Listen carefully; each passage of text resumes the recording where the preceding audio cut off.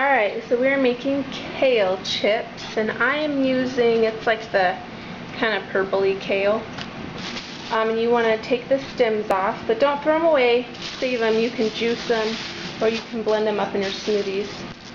So we're just going to pull them off, put them in this bowl, and then I'll show you what we're going to marinate them with.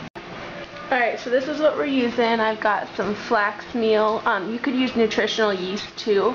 I just don't like using nutritional yeast with the liquid aminos or the tamari because they're both fairly salty, and then the kale chips are just too salty for me. And then I use these organic sprinkles. They're just tons of different seasoning or herbs and spices, and there's no salt, so that's really nice. So I put about, I kind of just do it but about 2 tablespoons, about a tablespoon, about a tablespoon, and pretty much, you know, whatever you want. So we'll drizzle that on. This is what it'll end up looking like, and this is going to be a little bit much because I don't quite have a full head. And you know, depending on how crispy I want them, or I mean how like oily, I'll use this amount for 2 heads. So it's just kind of your choice. If I had 2 heads today, I would use both of them, but I just have this now. So mix this all together. We're just going to kind of pour it over our kale. And then you kind of just want to toss it like you would a salad. Make sure all of it's getting covered. And then next we're going to lay them out on our sheets. Alright, here are our dehydrator sheets, and I have the Excalibur 9 tray, and I'm really happy with it. So you use whatever you have. You could also put these in the oven. You just want to go the lowest temperature that you can. My oven I think goes down to like 175, and they would just take less time to bake. So around 2 hours. Alright, so you got them all spread out on the trays.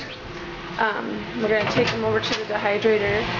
I've got some crackers that are cooking right now. So put these in first. And like I said, these will be around, well, I like them really crispy, so I usually leave mine in for around 3 hours or so. But it's just up to you. That's the nice thing about a dehydrator. You can't really overcook. You just check it often and take them out when they taste good to you. So they're in there, and these are the crackers I made earlier. I have a video of these from the juice pulp. Alright, and we're going to let those sit in there, and I will show you how they end up. Oh, and I have it at about 110. So, I mean, again, in the dehydrator, you can pretty much cook the highest that you want.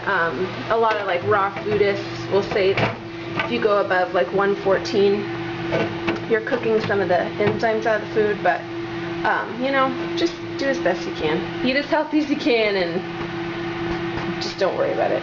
Okay, I'll be back. And this is how the kale chips turn out. These aren't super crisp, but I was kind of impatient and I want to eat one. So, wasn't sure if I was on there for a minute. Once you make these, you can kind of fiddle around with whatever seasoning you want, but they're delicious. So, try them. Hope you like them.